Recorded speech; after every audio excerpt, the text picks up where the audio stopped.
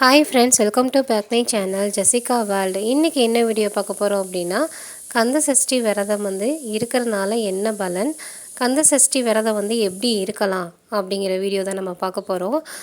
இதுக்கு பார்த்தீங்க அப்படின்னா, விரதம் இருக்கிறாங்க அப்படின்னா 48 நாள் இருக்கலாம், 21 நாள் இருக்கலாம், 6 நாள், 1 நாள். ஆல்ரெடி நான் போன பதிவில் சொல்லியிருந்தேன். எப்படிலாம் இருக்கணும் அப்படின்னா, ஒருத்தவங்க பால் பழம் சாப்பிட்டுட்டு விரதம் இருப்பாங்க. இன்னொருத்தவங்க எதுவுமே சாப்பிடாம மிளகு இருந்து கடுமையாக விரதம் இருப்பாங்க. நான் எல்லாத்துக்கிட்டையும் வேண்டிட்டேன், எனக்கு எதுவுமே கிடைக்கல, எனக்கு இது கிடைச்சே ஆகணும் அப்படின்னு சொல்லி நீங்கள் வேண்டி முருகன்கிட்ட நீங்கள் வேணுனீங்க அப்படின்னா கண்டிப்பாக கிடைக்கும். இந்த தெய்வத்திட்ட கேட்டேன், அந்த தெய்வத்திட்ட கேட்டேன், யாருமே எதுவுமே பண்ணலை, எனக்கு நீ கொடுத்தே ஆகணும் அப்படின்னு சொல்லி நீங்கள் மிளகு விரதம் இருந்தீங்க அப்படின்னா கண்டிப்பாக நடக்கும். இந்த மிளகு விரதம்ங்கிறது எப்படி அப்படின்னா, நாள் பார்த்தீங்கன்னா அந்த 7 நாள் விரதம் இருக்கிறது. நாள் பார்த்தீங்கன்னா 22ஆந்தேதி ஒரு மிளகு எடுத்துகிட்டு தண்ணி குடிச்சிட்டு நீங்கள் அதை மிளகை முழுங்கிடணும்.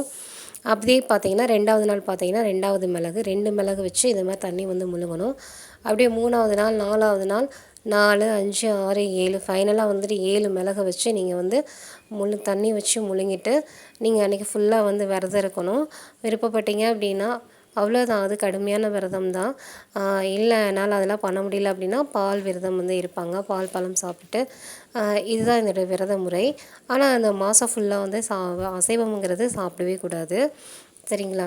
இப்படி இருந்தீங்க அப்படின்னா இதுதான் மேற்கொள்ள முறையுமேவும். இப்படி இருக்கிறனால என்ன பலன் அப்படின்னா, குழந்தை பாக்கியம் வேணுங்கிறவங்களுக்கு கண்டிப்பாக குழந்தை கிடைக்கும்.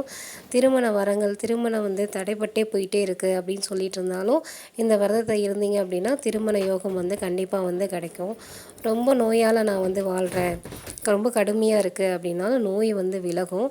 மோஸ்ட்லி கந்த சஷ்டி பாடலை காலையிலேயும் சாயங்காலம் நம்ம படித்தாவே நம்மளுடைய தீராத நோய்கள் எல்லாமே போயிடும். ஸோ நோய்வாய்ப்பட்டிருக்கவங்க எப்பயுமே இந்த கந்த சஷ்டி கவசம் பாடுங்க, சரிங்களா? செல்வ வளம் பெருகணும், வாழ்க்கையில் பிரச்சனைகள்லாம் இருக்குது, அந்த பிரச்சனையெல்லாம் போகணும் அப்படின்னு சொல்லி கூட இந்த விரதம் இருக்கலாம்.